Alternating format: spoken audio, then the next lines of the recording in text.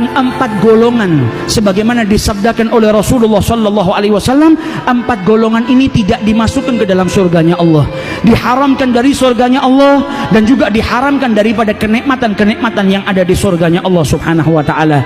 Nabi Muhammad menjelaskan yang pertama adalah mudminul khamr, orang yang minum minuman keras. Kemudian dikatakan oleh Rasulullah, wa akilur riba, orang yang makan riba, orang yang makan hartanya anak yatim. Dan yang terakhir, al-aguli walidai, orang yang durhaka kepada kedua orang tuanya. Hati-hati bagi mereka yang masih punya kedua orang tua. Orang tuamu adalah pintumu menuju surganya Allah subhanahu wa ta'ala. Orang tuamu adalah sarana yang paling mudah yang Allah berikan kepada dirimu untuk engkau menuju surganya Allah subhanahu wa ta'ala. Orang tua yang disebut oleh Allah setelah penghambaan kepada Allah, wabil walidaini ihsana. Oleh karena itu Imam Hasan al-Basri ketika ibunya meninggal, beliau menangis luar biasa. Ketika ditanya, engkau ini imam, engkau ini ulama besar, ditinggal mati oleh ibumu, menangis seperti ini, seperti orang yang tidak berpendidikan. Kata beliau, aku menangis bukan karena gaddar Allah, aku menangis bukan karena wafatnya ibuku, karena aku menangis karena ada satu pintu surga yang tadinya terbuka untukku hari ini ditutup oleh Allah subhanahu wa ta'ala. Orang tuaku adalah sarana yang paling mudah untuk menuju ke pintu surganya Allah subhanahu wa ta'ala, dan dengan wafatnya orang tuaku maka tertutup pintu tersebut. Maka bagi kita yang masih memiliki kedua orang tua, hati-hati, jangan sampai kita mengangkat suara kita melebihi daripada suara orang tua kita. Jangan sampai kita mengangkat suara kita tidak sopan kepada orang tua kita, dan itu pun dilarang oleh Allah subhanahu wa ta'ala dalam Al-Quran. Mari kita tiru orang-orang yang mengagungkan orang tuanya, orang-orang yang memuliakan kedua orang tuanya. Bahkan sahabat-sahabat Nabi Muhammad di dalam sholat ketika dipanggil ibunya, dia mengeraskan bacaan supaya ibunya tahu kalau dia sedang sholat. Selesai sholat dia keluarkan beberapa ekor kambing, dia sedekahkan di jalan Allah agar diampuni oleh Allah, karena tadi meneriakkan suaranya supaya ibunya tahu kalau dia sedang sholat.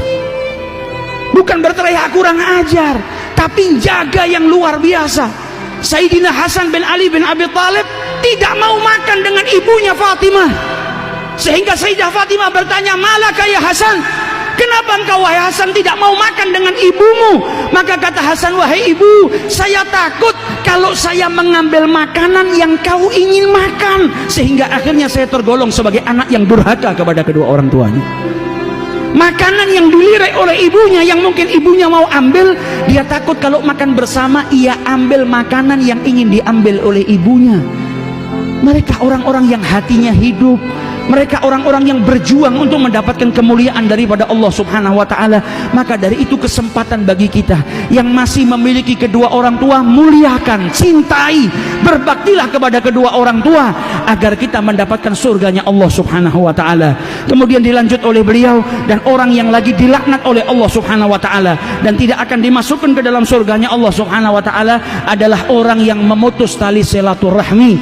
Berapa banyak akhir-akhir ini kita lihat, gara-gara perbedaan pendapat seseorang memutus tali persaudaraannya, seseorang memutus tali silaturahminya hanya karena permasalahan-permasalahan duniawiyah. Ketahuilah, orang-orang yang memutus tali silaturahmi, memutus persaudaraan, mereka dilaknat oleh Allah subhanahu wa ta'ala, wa iyadzubillah.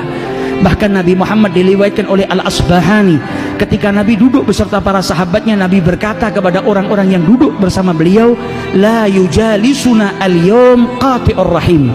Tidak boleh hari ini ada yang duduk beserta kita orang yang memutus tali silaturahmi. Maka berdiri salah seorang pemuda, dia kembali menjumpai bibinya karena punya masalah dengan bibinya. Dia minta maaf dengan bibinya, ia sambung tali silaturahminya, baru kembali ke majelisnya Rasulullah sallallahu alaihi wasallam. Dan Nabi bersabda, innar rahmata lan tanzil, sesungguhnya rahmat Allah tidak turun ala qaumin, atas sekelompok kaum, wa fiha qati'ur rahim, dan ada di antara mereka orang yang memutus tali silaturahmi.